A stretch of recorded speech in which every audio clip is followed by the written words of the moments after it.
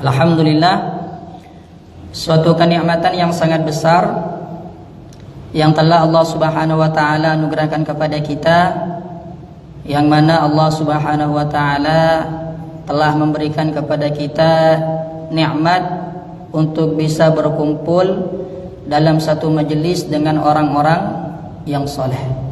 Nikmat untuk bisa berkumpul dalam satu majelis bersama orang-orang yang soleh. Naam, alhamdulillah, semalam kita telah bersama-sama duduk dengan Syekh Abdul Salam Al-Fakir dan juga dengan Kiai Farid Azhar, ya kan? Alhamdulillah, dalam rangkaian acara berkah malam Asyura.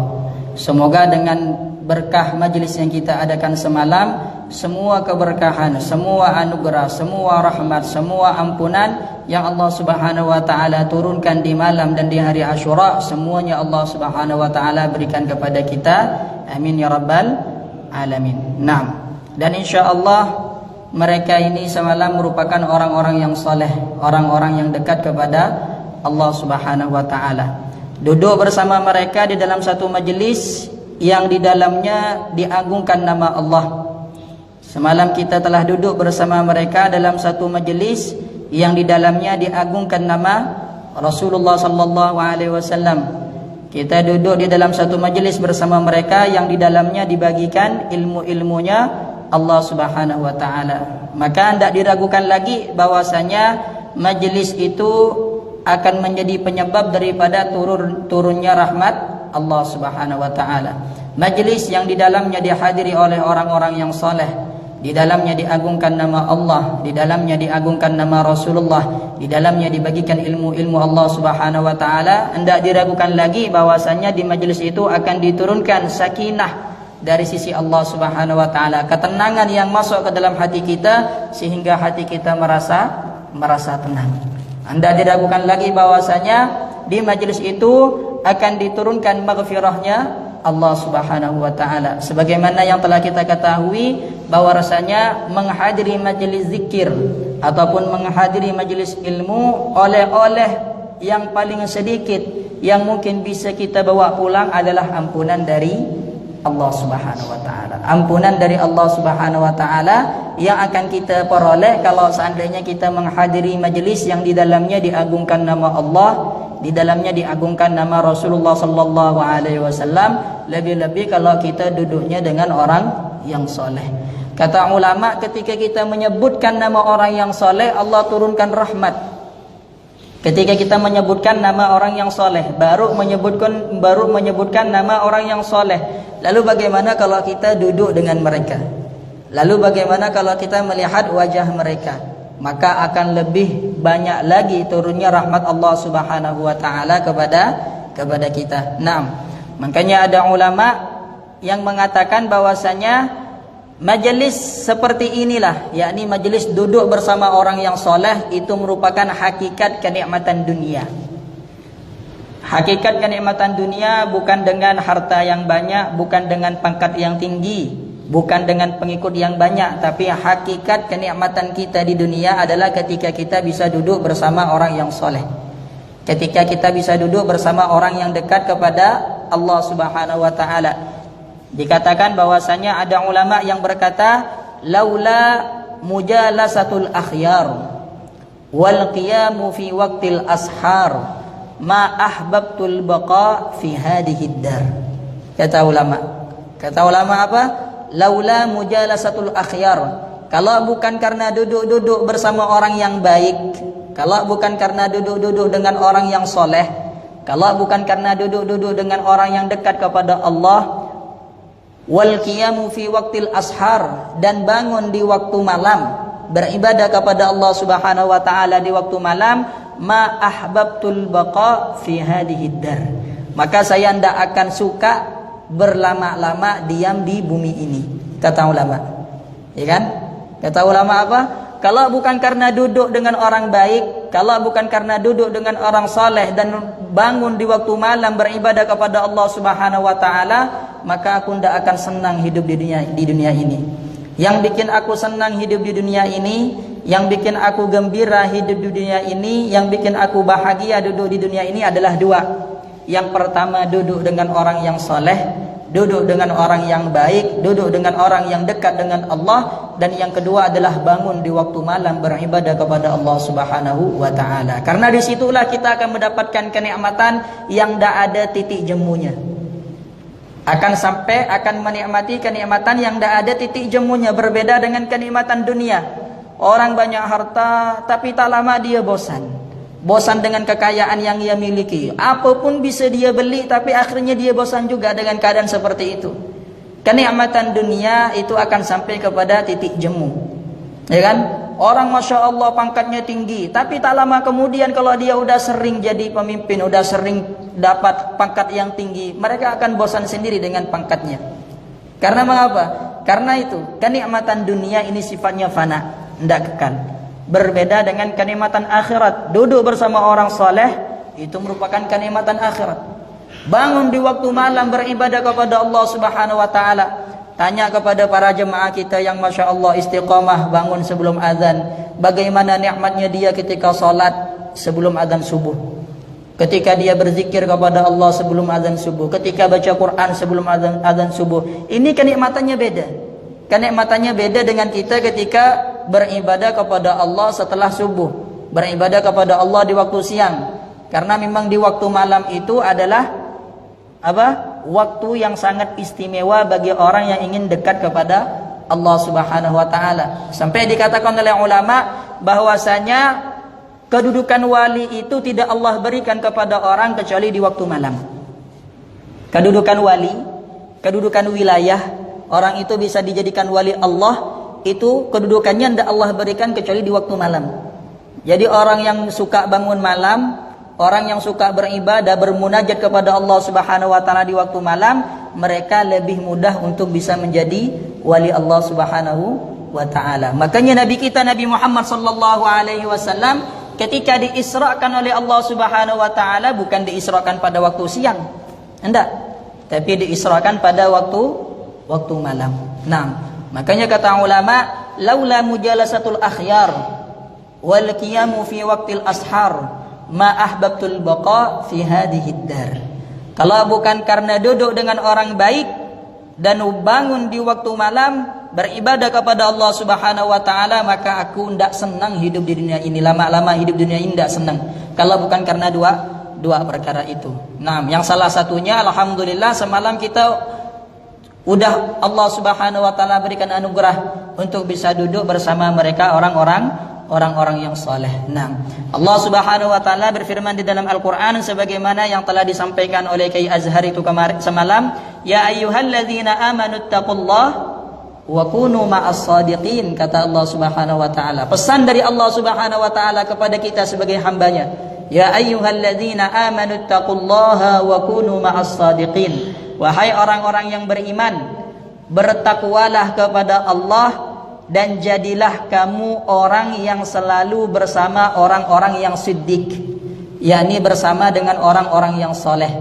Kata Allah Subhanahu wa ta'ala, jadilah kamu sebagai hamba yang selalu berada di sisinya orang yang baik, selalu berada di sisinya orang yang soleh. Nah, maka ketika kita ini tidak mampu, ketika kita ini masih belum mampu untuk menjadi orang yang baik, maka jangan sampai kita menjauh daripada orang yang baik. Terkadang orang terbalik, mentang-mentang dirinya merasa tidak baik, akhirnya dia menjauh dari orang yang baik. Salah. Kalau kita semakin menjauh dari orang yang baik, kapan kita mau jadi baik? Kapan kita akan menjadi baik kalau kita merasa kita ini buruk lalu kita menjauh daripada orang-orang yang baik? Kata Allah Subhanahu wa ta'ala, wa kunu ma'as shadiqin. Jadilah kamu itu bersama orang yang shadiqin, orang-orang yang siddiq, yakni orang-orang yang soleh. Allah Subhanahu wa ta'ala tidak langsung memerintahkan kita untuk menjadi orang yang siddiq, tidak langsung memerintahkan kita untuk menjadi orang yang soleh, tapi Allah Subhanahu wa ta'ala memerintahkan kita untuk bersama dulu dengan orang-orang yang soleh. Bersama dulu kamu dengan orang-orang yang baik, bersama dulu kamu dengan orang-orang yang ahli taat, maka insya Allah lambat laun kamu juga akan menjadi orang yang baik. Lambat laun juga akan menjadi orang yang soleh. Lambat laun juga akan menjadi orang yang ahli ibadah kepada Allah Subhanahu wa ta'ala. Nah, karena seperti itu, tidak mungkin orang itu bisa menjadi baik kecuali kalau dia duduk dengan orang yang baik.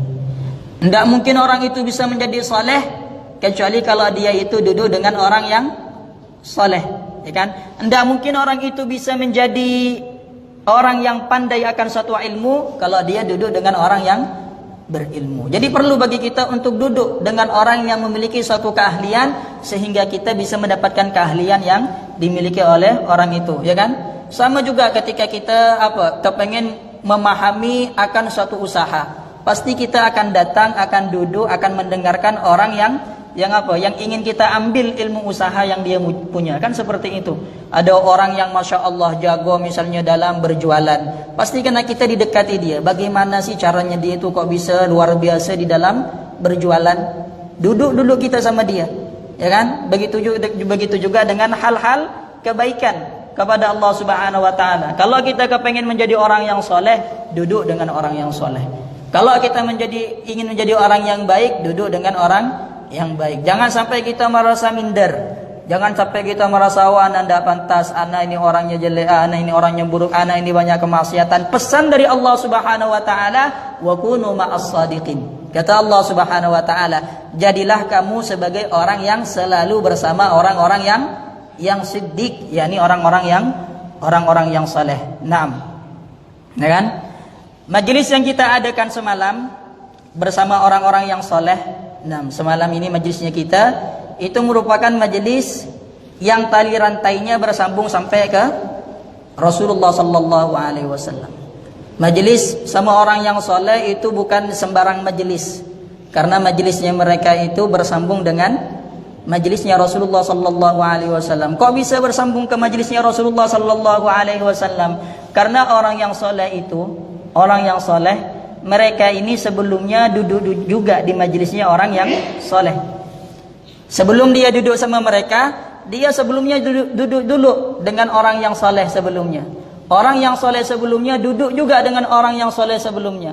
Orang yang soleh sebelumnya duduk juga dengan orang yang soleh sebelumnya, sampai orang yang soleh duduk dengan para tabi'in. Para tabi'in duduk dengan sahabat. Para sahabat duduk dengan Rasulullah sallallahu alaihi wasallam. Jadi majelisnya mereka itu majelis yang bersambung sampai kepada majelisnya Rasulullah sallallahu alaihi wasallam. Maka suatu kenikmatan jikalau Allah Subhanahu wa taala memberikan kepada kita anugerah untuk bisa duduk bersama mereka. Inilah modal kita nanti untuk bisa mendapatkan kedekatan dengan orang-orang yang soleh nanti di hari kiamat. Nah, makanya beliau semalam Syekh Abdul Salam itu salah satu yang beliau sampaikan kepada kita, beliau itu menjelaskan bagaimana Al-Habib Umar, bagaimana beliau itu juga belajar kepada Habib Umar. Yang mana Habib Umar ini belajar kepada Habib Muhammad Al-Haddar, kata beliau kan. Al-Habib Muhammad Al-Haddar belajar kepada guru-guru sebelumnya itu sampai ke Rasulullah sallallahu alaihi wasallam. Majelis yang diadakan itu tali rantainya bersambung kepada Rasulullah sallallahu alaihi wasallam. Guru-gurunya beliau juga, sanad keilmuan beliau juga bersambung kepada Rasulullah sallallahu alaihi wasallam. Nah, maka suatu keberuntungan bagi kita kalau seandainya kita ini telah diberikan anugerah oleh Allah Subhanahu wa taala untuk bisa berkumpul bersama mereka. Nah, dan berkumpulnya kita ini dengan orang-orang yang saleh tidak hanya sebatas perkumpulan di dunia. Nih, perkumpulan kita dengan orang-orang yang saleh ini tidak hanya sebatas perkumpulan di dunia. Di akhirat kita juga akan berkumpul bersama mereka. Di akhirat kita juga akan berkumpul bersama mereka, dan merekalah nanti yang akan membawa kita ke Rasulullah sallallahu alaihi wasallam. Orang-orang yang soleh yang kita pernah duduk bersama mereka, merekalah nanti yang akan membawa kita ke Rasulullah sallallahu alaihi wasallam. Jadi bukan sesuatu yang sepele ketika kita menghadiri majelis orang-orang yang soleh. Bukan hanya sekedar datang dengar ceramah, acara, makanan, enggak. Di situ ada akad yang telah kita akati dengan mereka. Dalam artian insyaallah merekalah nanti yang akan membawa kita kepada Rasulullah sallallahu alaihi wasallam. Naam. Syekh Abdul Qadir Jailani diceritakan bahwasanya beliau itu pernah lewat di kuburan. Syekh Abdul Qadir Jailani pernah lewat di kuburan, lalu beliau ini merasakan bahwasanya orang yang ada di dalam kuburan itu sedang diazab. Orang yang ada di dalam kuburan itu sedang diazab. Akhirnya beliau ini ingin memberikan syafaat. Ingin memberikan syafaat kepada orang yang ada di dalam kuburan ini, supaya orang yang ada di dalam kuburan ini tidak diazab oleh Allah Subhanahu wa taala. Karena kata Rasulullah sallallahu alaihi wasallam, yang bisa memberikan syafaat itu 3. Yang pertama Nabi, yang kedua orang yang syahid, yang ketiga adalah ulama. Ya kan? Yashfa'u yaumal qiyamah salasah. Orang itu akan memberikan syafaat nanti di hari kiamat, itu ada 3 orang. Yang pertama Nabi, yang kedua orang yang mati syahid, dan yang ketiga adalah ulama. Jadi Syekh Abdul Qadir Jailani ketika lewat di kuburan, lihat bahwasanya orang yang berada di kuburan ini sedang diazab, lalu dia bilang, pernah enggak dia itu hadir ke majelis ana? Enggak pernah, orang yang dalam kuburan enggak pernah hadir. Atau pernah enggak melihat kepada ana? Lihat kepada ana, enggak pernah. Atau pernah enggak dia melihat kepada murid-muridku? Juga enggak pernah katanya. Langsung ada yang bilang, ya Syekh, dia itu pernah dulu antum lagi lewat sama murid-murid antum, lalu lewat di padang pasir sehingga debu-debunya itu naik ke atas. Setelah engkau dan muridmu itu berlalu, baru dia datang kena debu yang apa? Kena debu yang berserakan bekas dia lewat itu. Lalu kata Syekh Abdul Qadir Jailani, ya udah, berarti dari situ akan ana mintakan syafaat kepada Allah Subhanahu wa taala. Dalam artian dia akan meminta kepada Allah Subhanahu wa taala agar supaya Allah menghentikan azab orang yang ada di dalam kuburan, karena orang ini pernah menyentuh debu yang pernah dilewati oleh Syekh Abdul Qadir Jailani. Harus ada hubungan, harus ada ikatan. Jadi beliau mau ngasih syafaat, dilihat dulu ikatan apa yang pernah terjalin antara ana dengan dia ini. Apakah dia pernah hadir ke majelisku? Apakah dia pernah melihat wajahku? Apakah dia itu pernah Pernah bertemu dengan muridku? Apakah dia itu pernah belajar dari diku dan sebagainya? Kalau anda ada hubungan, susah bagi para wali Allah Subhanahu wa taala untuk meminta syafaat kepada Allah Subhanahu wa taala. Akhirnya karena memang tidak ada lagi sama orang yang yang ada dalam kuburan untuk menjadi penyebab dia itu Syekh Abdul Qadir Jailani minta syafaat kepada Allah, akhirnya itu dikasih tahu sama muridnya bahwasanya orang ini pernah lewat pada debu yang dilewati oleh Syekh Abdul Qadir Jailani. Kata Syekh Abdul Qadir Jailani, dari itulah ana mau minta syafaat kepada Allah Subhanahu wa taala, semoga Allah Subhanahu wa taala meringani siksa orang yang ada di dalam kuburan ini. Ya kan? Maka insya Allah perkumpulan kita dengan orang salihin itu tidak hanya sebatas di dunia. Nanti di akhirat kita juga akan Allah Subhanahu wa taala kumpulkan bersama mereka. Karena kita nanti di akhirat berkumpul dengan siapa itu tergantung berkumpulnya kita di dunia. Kita sekarang di dunia ini suka berkumpul sama siapa? Kalau kita berkumpulnya sama orang-orang yang baik, maka nanti di akhirat kita juga akan berkumpul dengan orang yang baik. Kalau sebaliknya, ya begitu juga nanti di akhirat akan berkumpul dengan orang yang sebaliknya. Allah Subhanahu wa taala berfirman di dalam Al-Qur'an. Kata Allah Subhanahu wa taala, "Yauma nad'u kulla unasin biimamihim." Yauma nad'u kulla unasin biimamihim. Di hari kiamat nanti, kata Allah Subhanahu wa taala akan memanggil manusia itu dengan imam-imamnya. Manusia akan dipanggil dengan imamnya. Tergantung bagaimana kita di dunia ini. Siapa yang kita jadikan imam di dunia? Yang kita jadikan imam, yang kita jadikan panutan di dunia ini siapa? Apakah kita menjadikan imam kita mereka para ulama yang merupakan pewaris para nabi? Ataukah kita menjadikan mereka ahli maksiat yang merupakan orang-orang yang durhaka kepada Allah Subhanahu wa taala? Itu tergantung daripada kita. Siapa yang kita ikuti? Siapa yang kita idolakan? Itulah nanti yang akan menjadi imamnya kita di hari kiamat. Maka insya Allah semoga dengan berkah duduknya kita bersama mereka, Allah Subhanahu wa taala menjadikan mereka sebagai imamnya kita yang nanti akan mengantarkan kita kepada baginda Rasulullah sallallahu alaihi wasallam. Karena Allah Subhanahu wa taala menceritakan di dalam Al-Qur'an bahwasanya Firaun itu Firaun dengan orang-orang yang sama kedurhakaannya dengan Firaun, seperti Namrud, seperti Abu Jahal, seperti Abu Lahab. kata Allah Subhanahu wa taala, mereka ini nanti oleh Allah Subhanahu wa taala akan dijadikan imam. Akan dijadikan imam. Tapi imamnya mereka itu membawa kepada nerakanya Allah Subhanahu wa taala. Mereka dijadikan pemimpin, dalam artian mereka lah pemimpinnya orang-orang nanti yang akan masuk ke dalam neraka. Ya kan? Fir'aun itu, Fir'aun, Namrud, Abu Jahal, Abu Lahab. Kata Allah dalam Al-Qur'an, "Waja'alnahum a'immatan yad'una ilan nar." Mereka akan Allah Subhanahu wa taala jadikan sebagai imam yang mengajak kepada neraka. Wa yaumal qiyamati la yunsarun, dan di hari kiamat mereka tidak akan mendapatkan pertolongan dari Allah Subhanahu wa taala. Tidak akan mendapatkan pertolongan dari Allah Subhanahu wa taala mereka-mereka yang telah bermakmum kepada orang-orang yang durhaka kepada Allah Subhanahu wa taala. Maka perlu bagi kita sekarang untuk bertanya kepada diri kita sendiri, siapa yang telah kita jadikan panutan? Siapa yang telah menjadi idola hati kita? Siapa yang kita ikuti dalam keseharian kita? Kalau memang yang kita ikuti adalah para ulama, akhlaknya ulama, ibadahnya ulama, ketaatannya ulama, maka insya Allah nanti di hari kiamat kita akan dikumpulkan bersama mereka. Tapi kalau seandainya na'udzubillah yang kita ikuti adalah mereka orang-orang yang maksiat kepada Allah, mereka orang-orang yang tidak beriman kepada Allah, kita jadikan mereka sebagai panutan, kita jadikan mereka sebagai idola, kita tiru gaya hidupnya mereka, maka na'udzubillah ditakutkannya kita nanti akan Allah Subhanahu wa taala kumpulkan bersama mereka. Kata Rasulullah sallallahu alaihi wasallam, "Al-mar'u ma'a man ahab."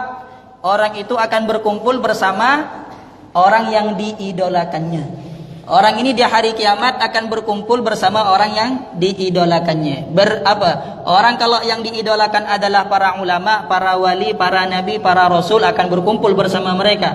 Kalau yang diidolakan adalah mereka-mereka ini mentang-mentang terkenal di dunia karena dia pemain sepak bola terbaik, karena terkenal di dunia karena dia pemain musik terbaik, terkenal di dunia karena dia artis yang luar biasa. Tapi kalau anda beriman kepada Allah, lalu hati kita condong kepada mereka, kita menjadikan dia sebagai idola, kita ikutkan gaya hidup mereka, na'udzubillah, takutnya kita oleh Allah Subhanahu wa taala dikumpulkan bersama mereka. Maka kita memohon kepada Allah, semoga Allah Subhanahu wa taala menjadikan hati kita sebagai hati yang mengidolakan baginda Rasulullah sallallahu alaihi wasallam, menjadikan gaya hidup kita seperti gaya hidupnya baginda Rasulullah sallallahu alaihi wasallam, sehingga nanti di hari kiamat kita bisa berkumpul bersama mereka. Amin ya rabbal alamin. Nah, alhamdulillah, di dalam mengkaji kitab Risalah Al-Mu'awanah, kita kembali kepada kajian kitab kita, insyaallah. Di dalam mengkaji kitab Risalah Al-Mu'awanah, terakhir kita telah membahas tentang pentingnya bagi kita untuk menjadi pribadi yang berhati bersih. Kita sudah berada di hujung bab tentang pentingnya bagi kita untuk menjadi pribadi yang berhati bersih. Nah, karena memang puncak daripada ilmu tasawuf, yang sekarang kita pelajari adalah bagaimana supaya kita ini bisa menjadi pribadi yang berhati bersih. Bagaimana supaya hati kita itu bersih. Inilah upayanya para ahli tasawuf. Jadi orang yang masuk ke thariqah misalnya, orang yang masuk kepada tasawuf, apa tujuan mereka? Bagaimana supaya hatinya bersih.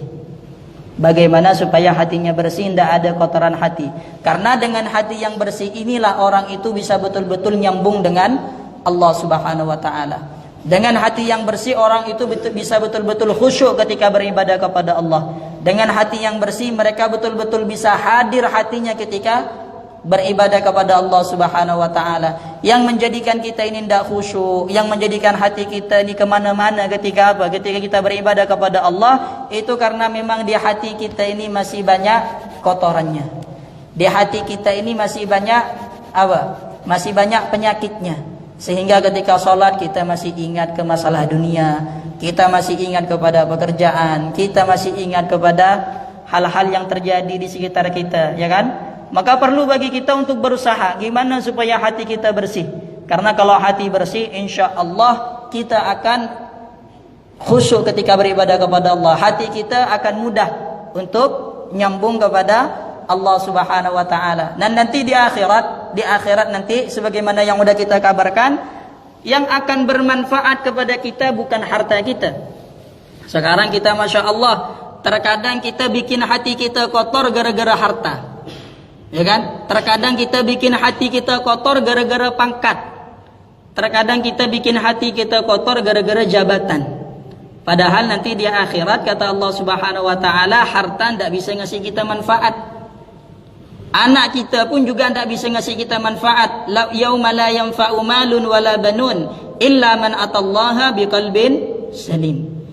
Ya kan, di hari kiamat tidak akan manfaat itu harta, tidak akan manfaat itu anak. Yang akan memberikan kemanfaatan kepada kita adalah orang yang datang kepada Allah dengan hati yang selamat. Ya kan? Orang yang datang kepada Allah dengan hati yang bersih, itu yang akan memberikan manfaat kepada kita. Datangnya kita kepada Allah dengan hati yang bersih, itu yang akan memberikan manfaat kepada kita. Makanya kita di dunia jangan sampai hati kita kotor gara-gara dunia. Jangan sampai hati kita kotor gara-gara jabatan. Jangan sampai hati kita kotor gara-gara saingan berbisnis. Ya kan? Ya, karena apa? Karena harta tidak manfaat di akhirat. Yang manfaat adalah keadaan hati kita. Sekarang syaitan ini sengaja bikin hati kita kotor gara-gara saingan masalah dunia. Ya kan? Sengaja syaitan itu membuat hati kita kotor gara-gara apa? Gara-gara masalah yang terjadi di sekitar kita. Agar supaya apa? Agar supaya kita nanti menjadi orang yang celaka. Allah udah bilang di dalam Al-Quran, harta kita tidak mungkin bermanfaat di akhirat. Anaknya kita pun juga tidak bisa memberikan manfaat kepada kita. Yang bisa memberikan manfaat kepada kita adalah diri kita sendiri. Dengan cara apa? Dengan cara menjadikan hati kita sebagai hati yang bersih. Datang kepada Allah, di dalam hati kita tidak ada perasaan benci kepada hamba-hamba Allah.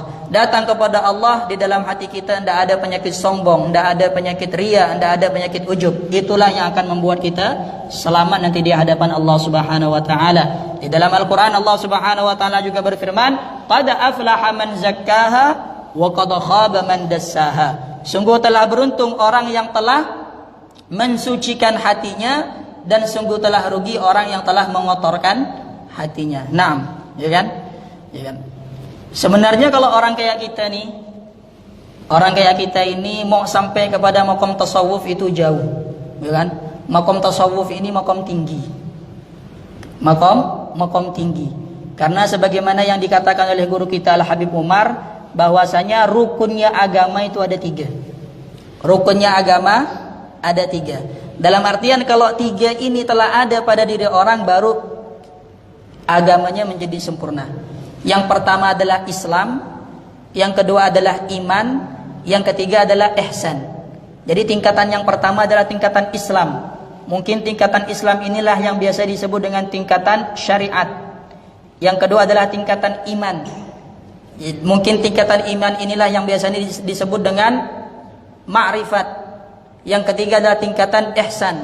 Tingkatan ihsan inilah yang mungkin biasa disebut dengan hakikat. Syariat, ma'rifat, hakikat. Ya kan?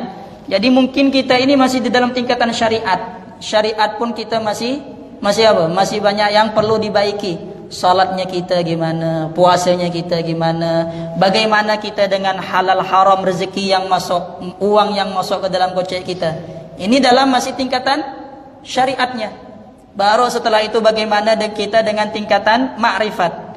Hakikat ini, tingkatan hakikat merupakan buah daripada syariat dan ma'rifat. Jadi kalau kita kepengen menjadi ahli tasawuf yang tinggi, maka kita harus benahi dulu syariat sama ma'rifat. Syariat itu seperti apa? Ya, salat yang kita lakukan ini syariat, amalan syariat. Puasa yang kita lakukan amalan syariat. Sedekah yang kita berikan amalan syariat. Kalau ma'rifat itu apa? Ma'rifat i'tiqadnya kita kepada Allah Subhanahu wa taala, itu ma'rifatnya kita. Bagaimana kita dengan sifat-sifat yang wajib bagi Allah? Bagaimana keyakinan kita akan itu? Bagaimana keyakinan kita akan sifat-sifat yang mustahil bagi Allah? Bagaimana keyakinan kita dengan sifat-sifat yang jaiz bagi Allah? Itu merupakan hakik ma'rifat. Kalau udah syariat sama ma'rifatnya itu sempurna, baru kita bisa apa? Sampai kepada tingkatan yang ketiga, itu hakikat, yang biasa disebut dengan al-ihsan. Kata Rasulullah sallallahu alaihi wasallam, "Anta'budallaha ka'annaka tarah, fa in lam takun tarah fa innahu yarak." Ya kan? Tapi kita insyaallah belajar sedikit-sedikit, tidak mustahil Allah Subhanahu wa taala mengangkat derajat kita sehingga kita bisa menjadi ahli tasawuf, ya kan? Harus tamak kepada Allah Subhanahu wa taala. Jangan kita tamaknya kepada urusan dunia. Kita harus tamak di dalam mendapatkan kedudukan tinggi di hadapan Allah Subhanahu wa taala. Yang penting kata Al-Habib Abdullah bin Ali Al-Haddad, sebagaimana yang sudah kita sampaikan pada pertemuan sebelumnya, kalau kita kepengen tahu hati kita ini udah bersih atau enggak, kalau kita kepengen tahu hati kita ini udah bersih atau enggak, coba kita bayangkan kalau seandainya apa yang ada di dalam hati kita ini dilihat sama orang. Karena yang tahu akan keadaan hati kita cuma kita sendiri. Kira-kira kalau seandainya apa yang ada di dalam hatiku, niat apa yang tertanam di dalam hatiku, perasaan apa yang ada di dalam hatiku ini dilihat sama orang, kira-kira kita masih ada rasa malu enggak? Kalau seandainya apa yang ada di dalam hati ini dilihat, ketahuan. Terkadang kita santai ketemu sama orang karena merasa dia enggak tahu apa yang dalam hati ana. Ana pura-pura baik sama dia, padahal sebenarnya ana jahat sama dia nih, niat ana jahat. Ya kan? Kata ulama, kalau seandainya kita pengen tahu hati kita ini udah bersih atau enggak, coba sekiranya apa yang ada di dalam hatimu ini dilihat sama orang. Ketika kamu sholat, hatinya dilihat. Oh, ternyata ketika dia sholat, hatinya seperti itu. Ketika dia bersedekah, dilihat. Ya kan? Kayak anak ketika bikin pengajian kayak gini, dilihat keadaan hati anak nih. Bagaimana dia bikin pengajian tuh hatinya. Kalau kita malu, kalau kita merasa malu, kalau keadaan hati kita ini dilihat, berarti ada yang cacat. Ada yang perlu diperbaiki. Kalau kita tidak merasa malu, tidak. Kalau memang hati anak dilihat sama orang, keadaan hati anak dilihat sama orang, anak tidak malu. Berarti tidak ada yang cacat. Tidak malu karena bukan dia tidak tahu malu. Tidak malu karena memang tidak ada yang cacat, maka berarti hatinya udah bersih. Makanya kita memohon kepada Allah Subhanahu wa taala, semoga Allah Subhanahu wa taala menjadikan kita sebagai pribadi yang memiliki hati yang bersih, sehingga nanti kita di akhirat bisa menjadi orang yang mendapatkan kemanfaatan diri sisi Allah Subhanahu wa taala dan menjadi orang yang beruntung. Amin ya rabbal alamin. Ala hadhihi niyyah wa ala kulli niyatin salihah wa ala man wa salafuna salih wa ala man aqtabu zaman wa ala man wa syekhuna al-habib Umar wa ma alim Allah Subhanahu wa taala min niyatin salihah الموصلة إلى رضوان الله والمرافقة برسول الله صلى الله عليه وسلم ظاهرا وباطنا في خير وعفو وعافية وإلى حضرة النبي محمد صلى الله عليه وسلم. الفاتحة. أعوذ بالله من الشيطان الرجيم. بسم الله الرحمن الرحيم. الحمد لله رب العالمين الرحمن الرحيم مالك يوم الدين إياك نعبد وإياك نستعين اهدنا الصراط المستقيم صراط الذين أنعمت عليهم غير المغضوب عليهم ولا الضالين آمين. سبحانك اللهم وبحمدك أشهد أن لا إله إلا أنت أستغفرك وأتوب إليك. ثم السلام عليكم ورحمة الله تعالى